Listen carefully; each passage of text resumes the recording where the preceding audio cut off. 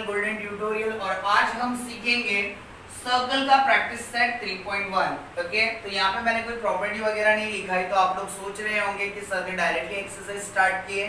तो yes, first exercise में कुछ ज्यादा नया नहीं है। ओके, तो थोड़ी सी जो चीज है वो मैं डिस्कस करके जो है ये एक्सरसाइज को स्टार्ट करता हूँ। ओके, तो आप सभी को पता है सर्कल के अंदर रेडियस क्या होता है, डायमीटर क्या होता है, कॉर्ड क्या होता है। ओके, तो यहाँ पे सिर्फ एक नई चीज ये आएगी, टेंजेंट। तो इसको हम लोग टेंजेंट बोलते हैं, चाहे वो ऐसी हो या फिर ऐसी हो। सिर्फ सर्कल को ऐसे बाहर से टच होके जाना चाहिए। जो बॉर्डर है, जो सर्कमफ्रेंस है, उसको अगर टच होके जा रहा है तो उसको हम लोग क्या बोलेंगे, टेंजेंट। वो अंदर नहीं आता है। ओके, ये जो बाहर से ही टच होके ऐसे जाएगा। ओके, तो यहाँ पे आपको ऑलरेडी पता है इसको रेडियस बोलती है। ओके, और ये पूरा हो गया diameter. What is this? This is another radius. What is this? This is another radius. और कॉर्ड किसको बोलेंगे? तो ये है कॉर्ड। ओके, तो यहाँ पे हम लोग प्रॉपर्टी ऑफ अ कॉर्ड भी देखेंगे नेक्स्ट एक्सरसाइज में। ठीक है, तो जैसे जैसे एक्सरसाइज आगे बढ़ते जाएगी वैसे वैसे मैं आपको प्रॉपर्टी बता बता के मैं प्रैक्टिस करवाऊंगा। क्यों? क्योंकि वहां पे प्रॉब्लम ये होगा कि आप लोग प्रॉपर्टी देख लोगे बट ध्यान में नहीं रहेगा। ओके, सो प्रॉपर्टी अलग से बताओ, फिर सम अलग से बताओ, और मैं याद दिलाऊं कि मैंने वहां बताया था 3.1 में। ओके, तो इसलिए मैंने ये जो सर्कल है, तो सब बच्चों को टफ लगता है, तो मैं उसको इजी करने के लिए प्रॉपर्टी वहां बताऊंगा जहां पे सम के अंदर जरूरत है। Okay, thank you. Now we will start the exercise. Okay, so यहाँ पे कुछ ज्यादा नहीं दिया हुआ है। यहाँ पे क्या दिया हुआ है? Radius of a circle with a centre C is 6 centimetre. Radius कितना है? 6 सेंटीमीटर। तो हम लोग यहाँ बना लेते हैं क्योंकि कहीं पे भी हम लोग को पॉइंट नहीं दिया है, A पे पॉइंट दिया हुआ है। ओके, तो ये 6 सेंटीमीटर हो जाएगा। फिर क्या बोला है? Is at a tangent A and answer the, ठीक है, line AB is at a tangent A। Line AB क्या है? टेंजेंट है। और ये सारे क्वेश्चन हम लोग को पूछा है। सो गिवन में क्या आएगा जो हम लोग को दिया हुआ है? तो गिवन में क्या आएगा? C is the centre of a circle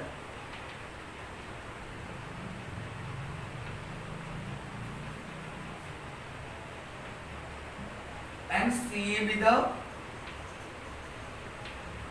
radii of circle, radius। और कुछ दिया है हम लोग को? नहीं दिया है। तो हम लोग क्या करेंगे? टू फाइंड या फिर टू प्रूफ होता है। ओके, तो टू फाइंड में आपका ये पूरा आ जाएगा। ओके, तो ये पूरा आपको वहां पे लिखना है। ओके, मैं ऐसा स्पेस छोड़ता हूँ। ओके, और सॉल्यूशन। तो सबसे पहला वैल्यू हम लोग को पूछा है कि एंगल CAB क्या होगा। ओके, और एंगल CAB क्या होगा आप मुझे बताइए। ओके, अगर हम लोग ने CA बनाया है तो ये क्या बन रहा है?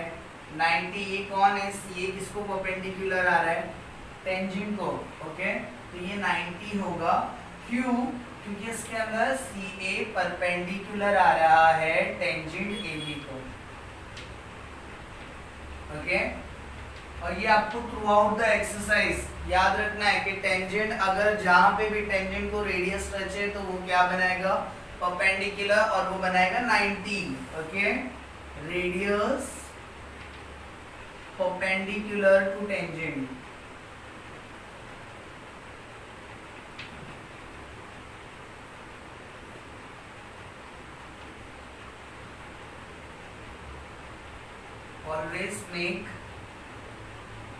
always make 90।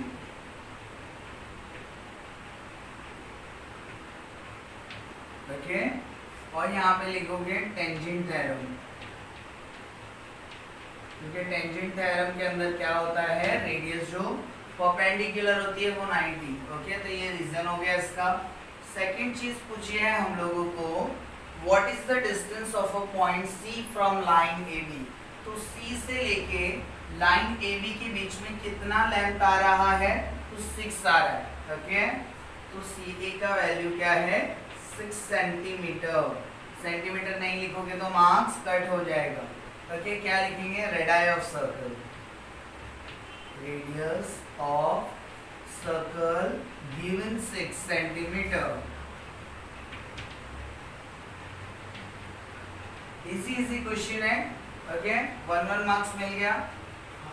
ओके तो डिस्टेंस ऑफ ए बी क्या दिया हुआ है 6, तो डिस्टेंस ऑफ ए बी भी कितना दिया हुआ है 6 सेंटीमीटर। अब क्या पूछा है हमें, sorry what is the distance of, ये हो गया डिस्टेंस ऑफ ए बी हमें 6 सेंटीमीटर दिया और बी सी पूछा है। सो बी से लेके सी तक के कितना होगा। अगर ये 6 सेंटीमीटर है ये 6 सेंटीमीटर है तो बचपन से कर रहे हैं 90 के सामने वाला हाइपो, ये साइड 1 और ये साइड 2। ओके तो हम लोग क्या लेंगे थर्ड वाले में, in triangle A B C angle B क्या है 90, 90 के सामने वाला हाइपो। फॉर्मूला क्या है, hypo square equal to side 1 square plus side 2 square, Pythagoras theorem.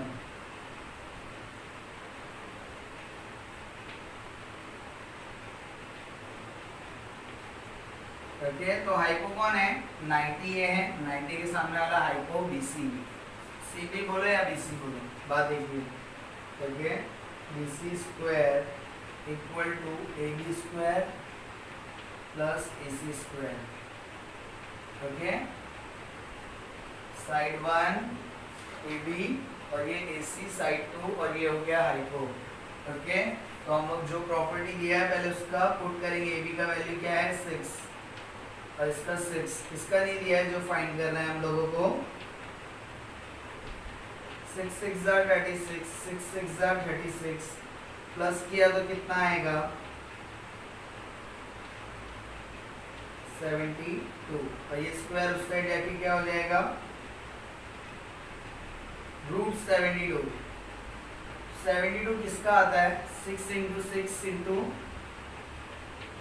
2 है ना, 6 6 36, 36 2 72।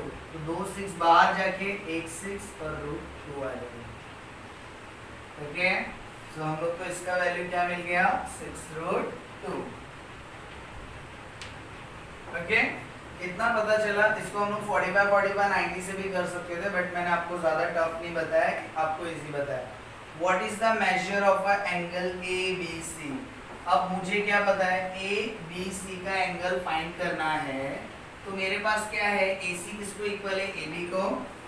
ओके क्या लिखूंगा मैं ए सी किसको इक्वल है ए बी को। क्यों इक्वल है क्योंकि दोनों क्या है 6 सेंटीमीटर। ओके अगर दोनों सेम है, अगर दो साइड सेम है तो दो एंगल भी सेम होगा। ओके सो एंगल सी और एंगल बी भी सेम होगा according to the isosceles theorem. ठीक है आइसोसेलेस थ्योरम और isosceles triangle property, not theorem.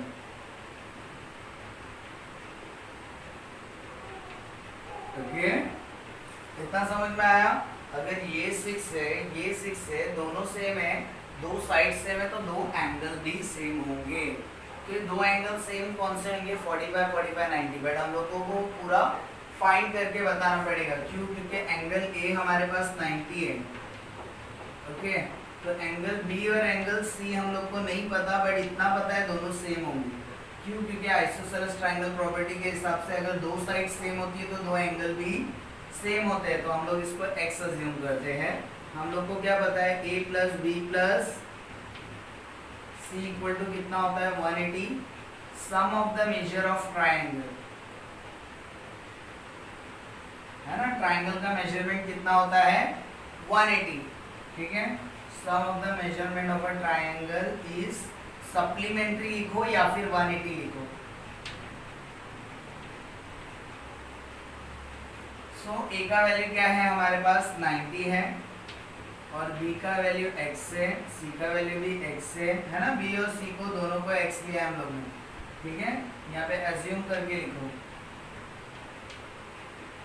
या तो फिर स्टार्टिंग में यहाँ पे लेट ले लो। Let B equal to C equal to x। Okay so 180 का 180 90 as it is plus x कितना हो गया 2x 180 एज इट इज। ये प्लस 90 उस साइड जाके क्या हो जाएगा माइनस 90। तो कितना आ जाएगा ओके सो कितना आ जाएगा हमारे पास 90 आएगा और x का वैल्यू क्या मिलेगा 90/2। मैंने बोला था ना 45 आएगा। देखिए सो यहाँ पे जगह नहीं है, थोड़ा सा मैं यहाँ पे लिखता हूँ। x कौन कौन था, एंगल b और एंगल c। तो यहाँ पे क्या आ जाएगा, angle b equal to angle c equal to 45। देखिए इतना समझ में आया? कहीं पे डाउट होगा तो आप लोग कमेंट सेक्शन में कमेंट कर सकते हो। यहाँ तक के आप लोग ने जो है सीखा क्वेश्चन नंबर 1। अब हम लोग देखेंगे question number 2। Thank you so much.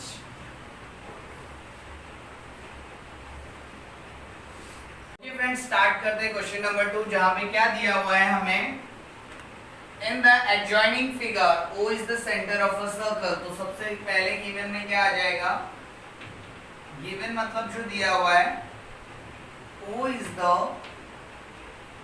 Centre of circle. और क्या बोला है क्वेश्चन में, O is the center of a circle from the point R. Okay, segment RM and segment RN are the tangent touching the circle at M and N.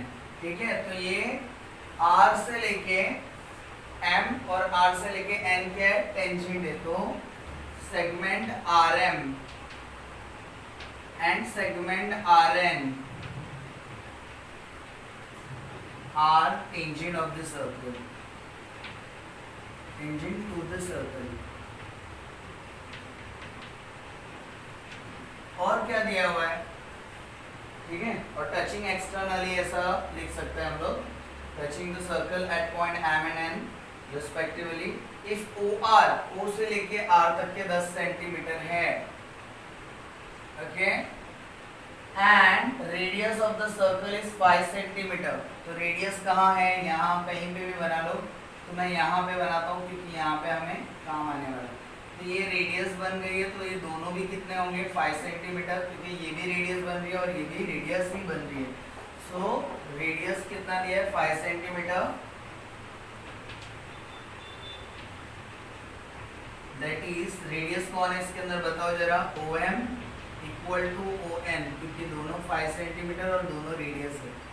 Okay, उसके आगे क्या दिया है, find what is the length of a tangent. तो ये tangent की length आपको find करनी है। तो सबसे पहली बात दिमाग में ये बिठाना है कि अगर रेडियस जो है वो टेंजेंट को टच हुआ है तो वो क्या बन रहा है, परपेंडिकुलर।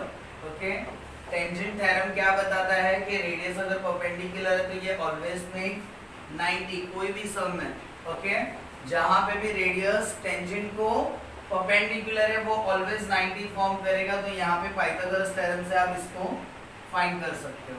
ओके, तो हम लोगों को ये 3 चीज फाइंड करनी है, तो वो 2 फाइंड में आ जाएगी। ओके, किसमें आएगी, 2 फाइंड में आएगी। तो मैं डैश कर लेता हूँ, आपको ये 3 चीज लिखना है। ओके, फिर सॉल्यूशन,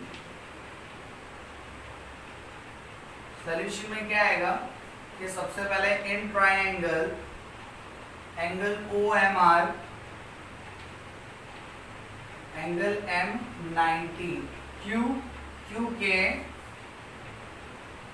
OM जो है वो परपेंडिकुलर है MR को, और टेंजेंट थ्योरम लिखेंगे। ओके, और क्या लिख सकते हो इसके अंदर, radius is perpendicular to the tangent always make 90। Okay, so in triangle OMR angle M 90 है, तो 90 के सामने वाला hypo square equal to side 1 square plus side 2 square. Hypo कौन है 90 के सामने, OR। साइड 1 कौन है, ऐसा ले लो या ऐसा ले लो, साइड 1 ले लेंगे हम लोग OM और साइड 2 लेंगे MR, जो हम लोग को फाइंड करना है।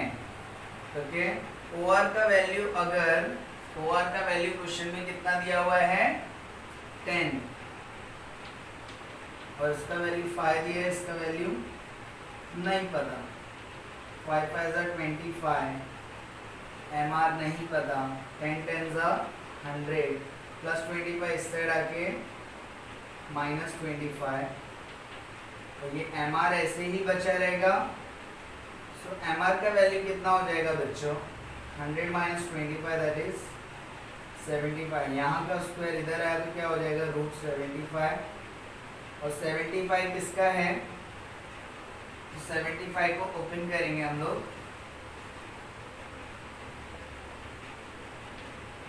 Root 75 right. तो 5 5 जा 25, 25 3 जा 75, 2 5 बाहर जाके 1 5, ओके, और ये रूट 3 आ गया। अब मुझे ये बताओ एम आर मतलब आर एम, ओके, तो आर एम क्या है, टेंजेंट है, और ठीक उसी तरीके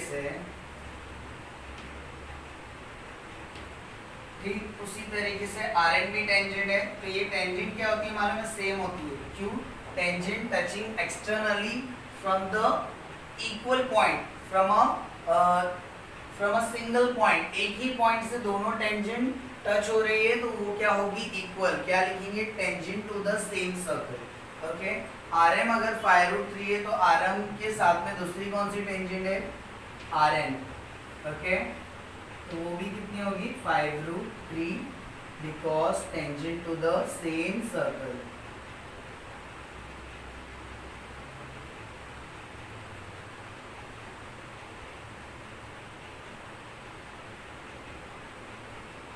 ओके, अब क्वेश्चन में आप लोगों को पूछा था what is the length of a each tangent, तो आर एम और आर एन हम लोग ने बता दिया है कि कितना होगा, 5√3।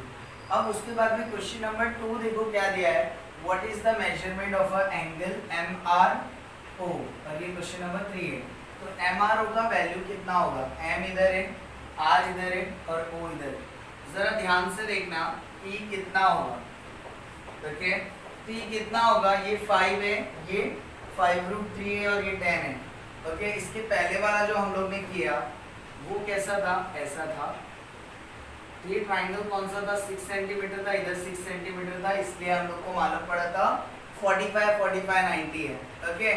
और मैंने आपको वो जानबूझ के कैसा बताया था, हाइपोटेनस से, क्योंकि हाइपोटेनस से बच्चों को जल्दी समझ में आता है, बट इसको मैं हाइपोटेनस से बता सकता हूँ कि कितना है, नहीं बता सकता हूँ, तो इसको मैं 30 60 90 से ही बताऊंगा। क्यों 30 60 90 से, 30 के ऑपोजिट होता है तो हाफ ऑफ हाइपोटेनियस, 60 के ऑपोजिट होगा तो क्या होगा, √3/2 ऑफ हाइपोटेनियस। तो यहाँ पे √3 आया तो मेरे को ध्यान में ऐसे ही आ जाएगा कि ये कौन सा थ्योरम आना चाहिए यहाँ पे, 30 60 90। और 30 60 90 में क्या होता है, ऑपोजिट टू 30 और ऑपोजिट टू 60, ऑपोजिट टू 60 क्या होता है, 60 के ऑपोजिट रहेगा तो √3/2 ऑफ हाइपोटेनियस होता है, और 30 के ऑपोजिट होगा तो क्या होगा, हाफ ऑफ हाइपोटेनियस। तो ये 30 के ऑपोजिट दिख रहा है, 30 के ऑपोजिट वाला जो है हाइपोटेनियस का आधा होता है, तो 5 इज द हाफ ऑफ 10। हम लोग को क्या पता है कि 5 इज हाफ ऑफ 10, है ना। तो 5 क्या है, 10 का आधा होता है ना, 10 का आधा करो कितना आएगा, 5। तो 5 कौन है, OM, हाफ ऑफ 10 कौन है, OR। तो ये कौन सी प्रॉपर्टी बन रही है, ये बन रही है साइड ऑपोजिट टू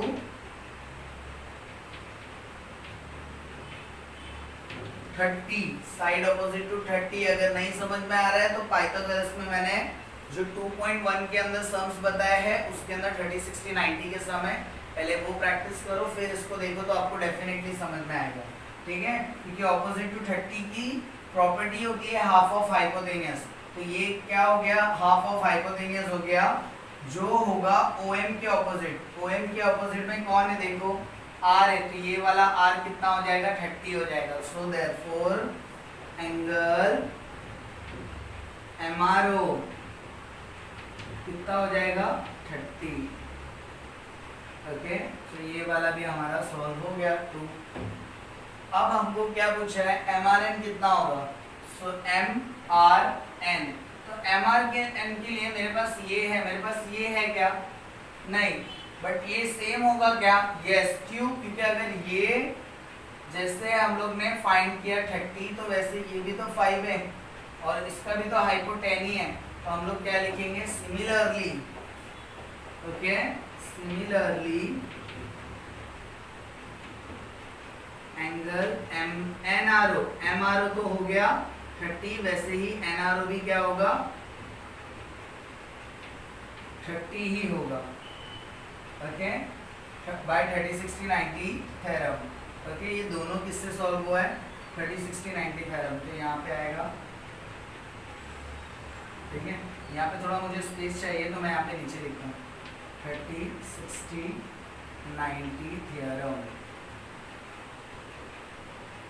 ओके, ये इसके लिए है और यहाँ पे भी सेम आएगा। ओके, इतना समझ में आया। अभी क्या पूछा है, what is the measurement of a M R N. तो थर्ड वाला सॉल्व करेंगे। एंगल एम आर एन कैसे बन रहा है बताओ मुझे। एम आर एन, तो ये और फिर ये ऊपर वाले एंगल का नाम क्या है एम आर ओ,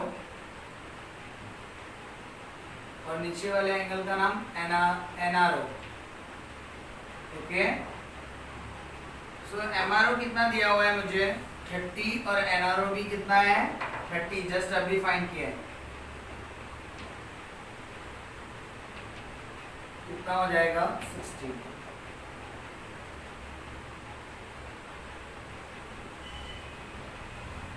ओके, इतना समझ में आया। ये तीनों सॉल्व हो चुके हैं। ओके, तो अभी हम लोग करेंगे question number 3। Thank you so much. Okay friends, start करते हैं क्वेश्चन नंबर 3। क्या दिया हुआ है, segment R M and segment R N are the segment of a circle with centre O. जैसे लास्ट वाले क्वेश्चन में दिया था कि आर एम और आर एन क्या है सेगमेंट है, तो वैसे इस क्वेश्चन में भी दिया हुआ है, मगर यहाँ पे क्या बोला गया है, प्रूफ करो। क्या बोल रहा है, प्रूफ करो ओ आर, ये और नहीं लिखा हुआ है, segment O R bisect M R N as well as M O N. ये ओ आर जो है ये इसको भी बाइसेक्ट कर रही है और इसको भी बाइसेक्ट कर रही है। बाइसेक्ट का मतलब क्या होता है, इक्वल पार्ट में डिवाइड करना, इसको और इसको इक्वल पार्ट में डिवाइड करना, इसको और इसको इक्वल पार्ट में। इक्वल पार्ट मतलब सेम सेम कर देना। ओके, तो हम लोग क्या करेंगे, अगर मुझे इसको इसको सेम बताना है, इसको इसको सेम बताना है, तो ये पूरा ट्रायंगल, ये ऊपर वाले पूरे ट्रायंगल को सेम बताना पड़ेगा। तो इसके लिए मैं यहाँ पे क्या लिखूंगा, सबसे पहले आएगा गिवन। तो गिवन में क्या है, कौन सेंटर है, O is the centre of a circle.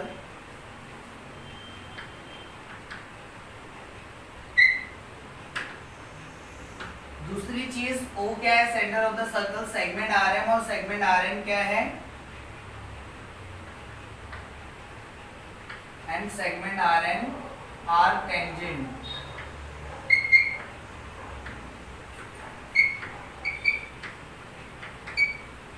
इतना समझ में आया। अब हमें प्रूफ क्या करना है, टू प्रूफ। अभी यहाँ पे टू फाइंड नहीं लिखेंगे, तो टू प्रूफ में क्या करना है, ओ आर बाइसेक्ट कर रहा है, ठीक है, segment O R bisect angle M R N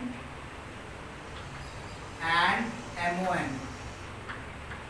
अगर ये बाइसेक्ट कर रहा है तो कौन सी चीज इक्वल हो रही है मुझे ये बताओ। एम आर एन अगर बाइसेक्ट हो रहा है तो एम आर ओ और एन आर ओ क्या हो जाएगा, सेम हो जाएगा। ओके, ऊपर का एंगल और नीचे का एंगल, तो एम आर ओ इक्वल बताना है एन आर ओ को। और दूसरी चीज क्या बताना है हमें, और क्या प्रूफ करना है, एम ओ एन का भी हम लोग को प्रूफ करना है। तो हम लोग को ये ऊपर का एंगल और ये नीचे का एंगल भी चाहिए। तो M O R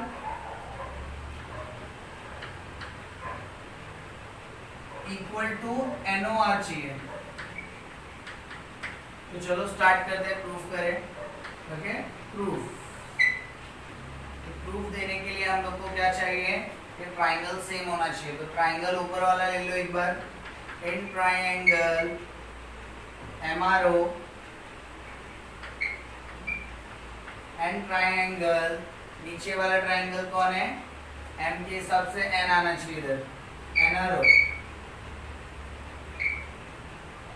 triangle N R O. Okay, तो यहाँ पे सबसे पहली चीज मेरे को क्या सेम दिख रही है भाई, सेम सेम 90 दिख रही है, और ये तो मुझे इक्वल बताना है। ओके, ये मैं मिटा देता हूँ, ये ऐसा दिया हुआ नहीं है, इसके अंदर ये और ये 90 इतना पता है। तो angle M is equal to angle N. क्या लिखेंगे, ईच 90, दोनों 90 है, इसके लिए सेम है। और यहाँ पे क्वेश्चन में टेंजेंट थ्योरम के हिसाब से वो लोग 90 होते हैं, क्या होते हैं, टेंजेंट थ्योरम के हिसाब से 90 होते हैं।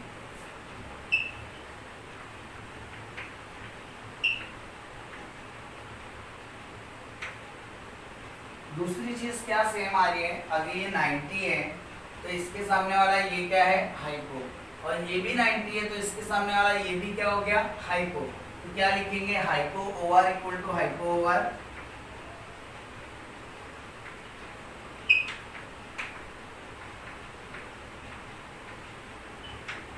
और ये ओवर ओवर सेम है, इसके लिए लिखेंगे कॉमन हाइपो। क्या लिखेंगे, common hypotenuse.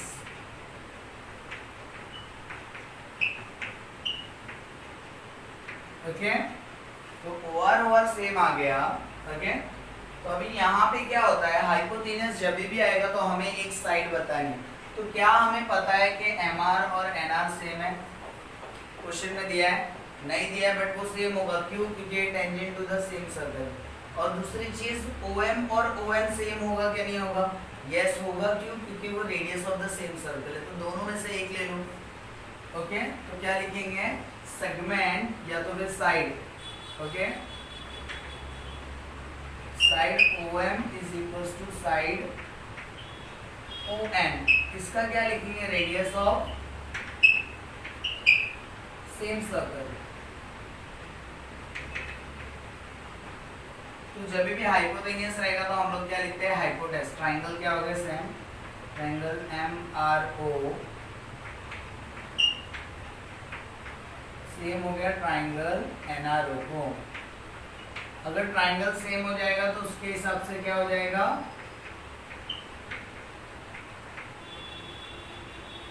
Hypotenuse test.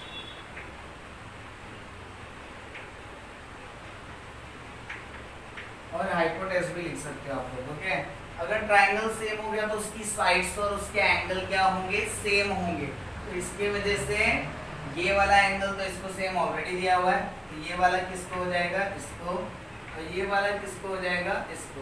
Okay, तो ये लिख दो और खत्म करो। क्या लिखोगे, देयरफॉर, सब प्रूफ में से देख के लिखना है, angle MRO equal to angle NRO। अगर ट्राइंगल सेम है तो एंगल भी सेम हो गया, यहाँ पे ट्राइंगल बनाया है, यहाँ पे एंगल बनाया है। ओके, सिग्नेचर देखो, so angle MRO also similar to angle NRO. Okay, hence segment RM, segment OR bisect, therefore segment OR bisect angle MRN and angle MRO। ठीक है, ठीक है, आ जाएगा, ऊपर तो दिया हुआ है ना, एंगल MRN एंड MON। ठीक है, hence proof.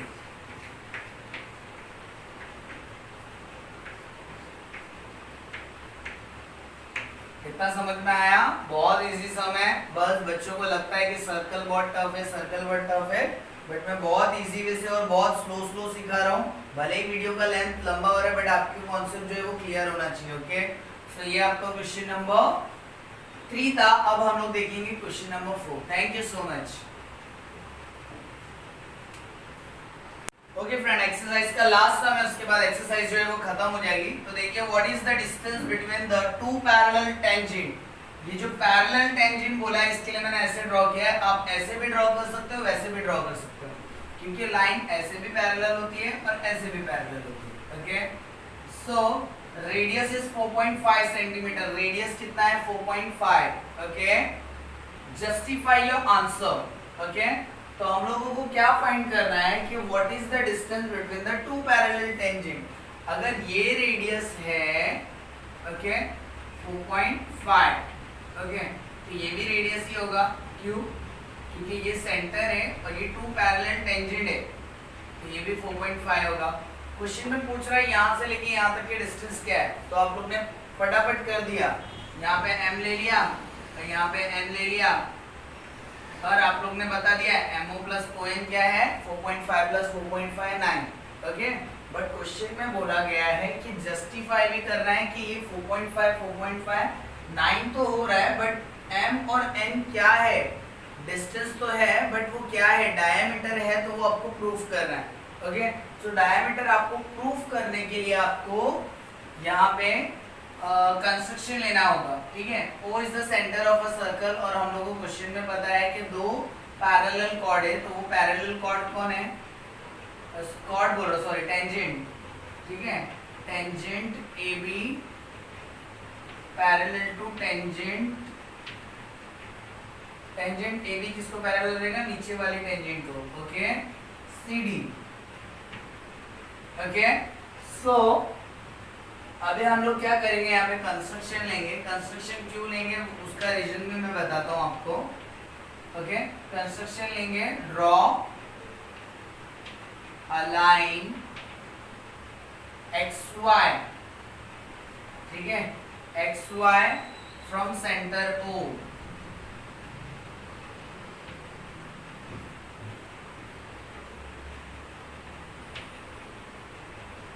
Such that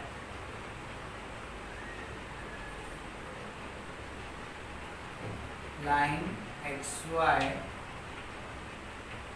parallel to AB and CD. ठीक है, लाइन XY हम लोग को ड्रॉ करनी है. ओके,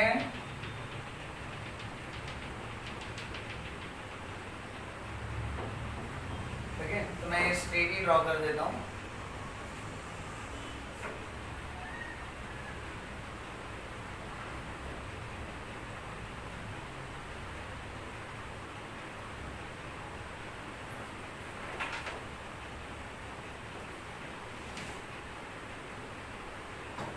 ओके, तो ये मैंने कंस्ट्रक्शन लिया है, तो ये x और ये y है.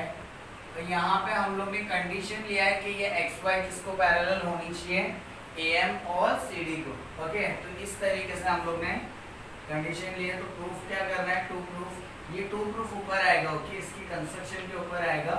टू प्रूफ में क्या करना है, हम लोग को जस्टिफाई करना है कि हम लोगों का ये डिस्टेंस क्या आएगा, डिस्टेंस क्या आएगा, और उसके साथ में उसको हम लोग को डायमीटर प्रूफ करना है. ओके, डिस्टेंस ऑफ, ठीक है, distance of a two parallel, distance between two parallel,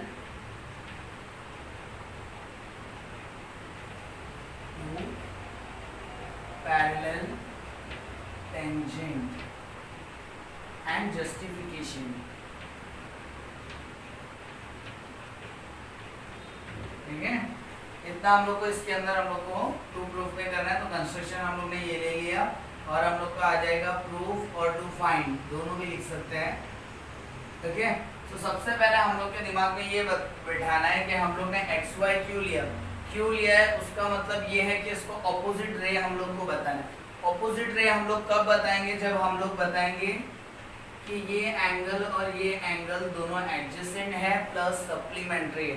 okay, और ये एंगल अगर इसको इक्वल बताएंगे तो ये क्या हो जाएगा, इंटीरियर एंगल हो जाएगा. और इंटीरियर एंगल होने की वजह से XY जो है अगर पैरेलल है, तो ये XY किसको पैरेलल आएगा, CD को भी, क्योंकि ये भी तो 90 है, क्योंकि यहाँ पे भी तो ये टेंजेंट है, रेडियस टेंजेंट को परपेंडिकुलर है 90, ऊपर भी रेडियस को टेंजेंट जो है वो परपेंडिकुलर है, तो दैट इज आल्सो 90. तो हम लोग स्टेप बाय स्टेप करते हैं. हम लोग क्या लेंगे, here line XY parallel to line AB, और हम लोग को क्वेश्चन में दिया हुआ है कि line AB parallel to line CD. Question में दिया है ना पैरेलल टेंजेंट. ओके, लिख सकते हैं हम लोग गिवन. और ये कहाँ से मिला हम लोग को, कंस्ट्रक्शन. तो हम लोग को क्या पता चल गया कि लाइन AB और लाइन CD दोनों किसको पैरेलल है, लाइन एक्स वाई को। क्यों? क्योंकि एक्स वाई का हम लोग ने कंस्ट्रक्शन में लिया है कि उसको सच दैट कि ये इसको भी पैरेलल होना चाहिए, इसको भी पैरेलल होना चाहिए, तो तीन लाइन क्या हो गई? पैरेलल हो गई। ओके, तो अब हम लोग क्या लिख सकते हैं? अगर पैरेलल है तो ये एंगल 90 है क्या? ओके, तो आप या तो इस साइड ले लो पूरी और या तो उस साइड ले लो। पहले आपको क्या करना है? सबसे पहले इंटीरियर लेना है, ये एक ए एम ओ और एम ओ एक्स या तो एक्स ओ एम दोनों चलेगा। ठीक है, angle A M O plus A M O और एक्स ओ एम क्या बनना चाहिए? 180। हम लोग को क्या पता है? ये हम लोग को 90 नहीं दिया है, हम लोग को क्या 90 दिया है? हम लोग को ये 90 दिया है। ओके, ए एम ओ कितना दिया है? 90 दिया है ना? सो वी नो दैट, क्या लिखेंगे? We know that angle A M O and angle C N O दोनों कितने हैं? 90 और 90 है। ओके, तो ये कैसे आ रहा है? Tangent theorem.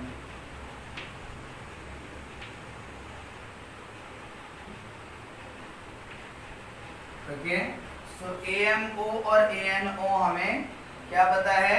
90 है, तो एक्स ओ एम, ठीक है, एक्स ओ एम और एक्स ओ एन कितना है नहीं पता है, पैरेलल है बट हम लोग को 90 उसको प्रूफ करना पड़ेगा।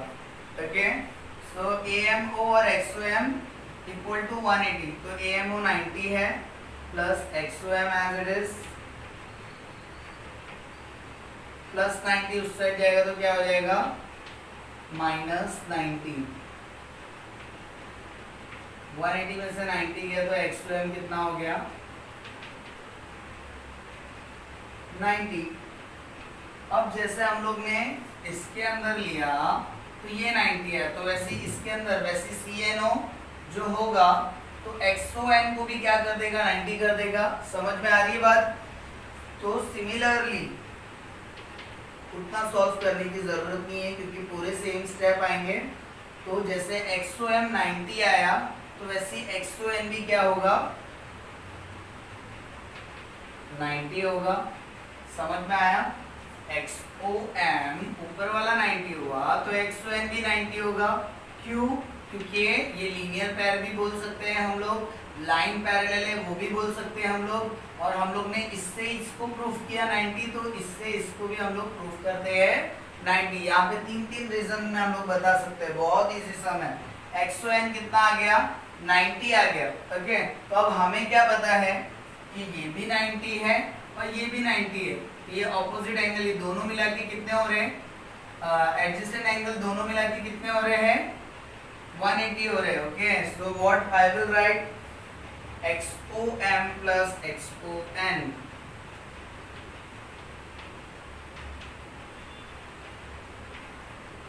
कितना हो रहा है? 90 प्लस 90 कितना हो गया? 180। So that's mean they both are linear pair as well as adjacent. Therefore ये क्या हो जाएगी? MO is the opposite ray and NO is also a opposite ray. Okay? तो क्या लिखेंगे हम लोग? अभी ये सेम आ गया तो हम लोग क्या लिखेंगे? Angle XMO, XOM and XON are adjacent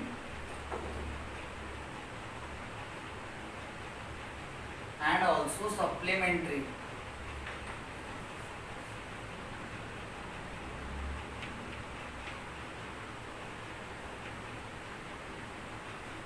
And also in a linear pair. है ना? लीनियर पेयर कौन बोलता है? लीनियर पेयर किसको बोलते हैं हम लोग? जो एंगल इतना 68 इतना कितना होगा? 180। तो इधर का अगर 90 है, ओके, तो इस साइड का 90 टोटल मिला के 180, उसको हम लोग क्या बोलते हैं? Linear pair. तो MOX के हिसाब से ये दोनों क्या हो गई? MOX और NOX के हिसाब से ये दोनों रे क्या हो गई? OM and ON are opposite रे।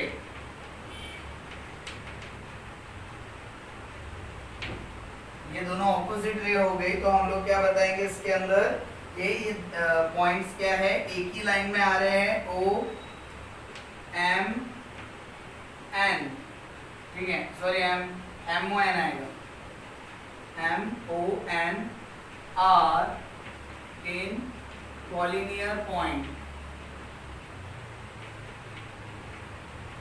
ओके, इतना समझ में आया तो हम लोग क्या लिखेंगे, therefore M N is a diameter.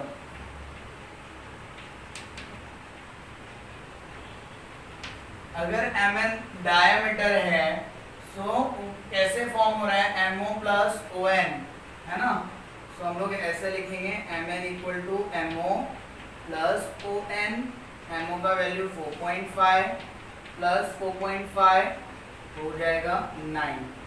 अगर आपको ये भी नहीं समझ में आया है तो आप इसके अंदर ऐसा लिख सकते हो, radius equal to D upon 2, या तो ये diameter equal to 2 multiply by R भी लिख सकते हो। सो डायमीटर कौन है, एम से लेके एन, और 2 मल्टीप्लाई बाय रेडियस, तो इसको ले लो या तो इसको ले लो, तो 2 इंटू 45 90 होता है, तो 9.0 हो गया। ओके, तो जितना इजी कर सकता था उतना मैंने इजी करके आप लोगों को बताया है। अब ये पार्ट जो है इतना कीजिए या तो फिर ये इतना कीजिए, दोनों चलेगा। ओके, आई होप सो आपको एक्सरसाइज नंबर 3.1 जो है वो पसंद आई होगी, जो सारे सम जो है वो समझ में आया होगा और कॉन्सेप्ट क्लियर हो गया होगा। तो अब हम मिलेंगे आपको नेक्स्ट वीडियो में एक्सरसाइज नंबर 3.2 में। आप इस वीडियो को शेयर कीजिए और अपने फ्रेंड्स को भी हेल्प कीजिए और हमारे चैनल को भी सपोर्ट कीजिए। Thank you so much for watching, have a good day, goodbye, मिलते हैं हम लोग नेक्स्ट वीडियो में।